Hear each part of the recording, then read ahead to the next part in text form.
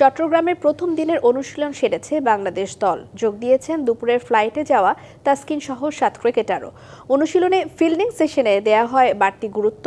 এরপর সাগরিকায় ফ্লাড লাইটের আলোতে ব্যাটে বলে ঘাম ঝরান ক্রিকেটাররা। উইন্ডিজের বিপক্ষে 3 ম্যাচ সিরিজের প্রথম টি-20 সোমবার।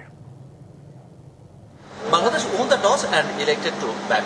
সাগরিকার জায়ান্ট স্ক্রিনের টেস্ট ট্রান্সমিশন যদিও এখনো পর্যন্ত পুরো দমে অনুশীলনটা শুরু করেনি বাংলাদেশ দল। কারণ একটাই হতে পারে, সাগরিকার মাঠে আসলে কতটা শিশির জমে এবং সেই শিশিরের মাঝে অনুশীলন করাটা কতটা সহনীয় পর্যায়ে কিংবা দুঃসহ সেটা নিশ্চয়ই পরীক্ষা করতে চাইবেন, আর যার জন্যই নির্ধারিত সময়েই অনুশীলনে আসা বাংলাদেশ দলের। ভলিবল দিয়ে প্র্যাকটিস সেশন শুরু বাংলাদেশ দলের। 32 থেকে নেমে আসা 29 ডিগ্রি সেলসিয়াস তাপমাত্রায় টাইগারদের গা গরম পর্ব। চট্টগ্রামের বীর শ্রেষ্ঠ ফ্লাইট লেফটেন্যান্ট শহীদ মতিউর রহমান স্টেডিয়ামে এই পর্বটা বেশ উপভোগ করলেন ক্রিকেটাররা।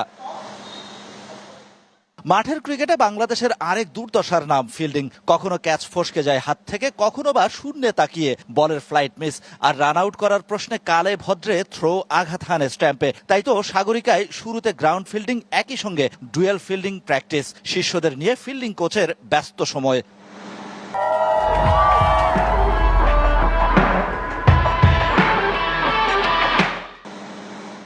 প্র্যাকটিস সেশনে গণমাধ্যম কর্মীদের চোখ লিটন দাসের ওপর। ইনজুরি থেকে ফেরা টাইগার ক্যাপ্টেন মাঠের অনুশীলনে কতটা সাবলীল সেটার উপর নির্ভর করছে অনেক কিছুই। সাইড স্ট্রেইনের কারণে এশিয়া কাপের অর্ধেকটা আর আফগানিস্তান সিরিজের পুরোটাই মিস। সেই লিটন অনুশীলন পর্ব শুরু করলেন গ্লাভস হাতে।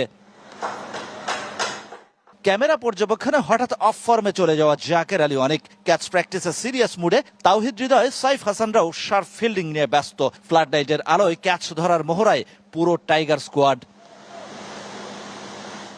ফিল্ডিং শেষে ব্যাটিং পর্ব। রাতের বেলায় উইকেটের আচরণ কেমন সেটা বোঝার চেষ্টা বোলার এবং ব্যাটারদের। স্পিন এবং পেস সুবিধা কোন পক্ষে যাচ্ছে নেটের পাশেই দাঁড়িয়ে গভীর মনোযোগে পর্যবেক্ষণ করছেন টাইগার বস ফিল সিমন্স।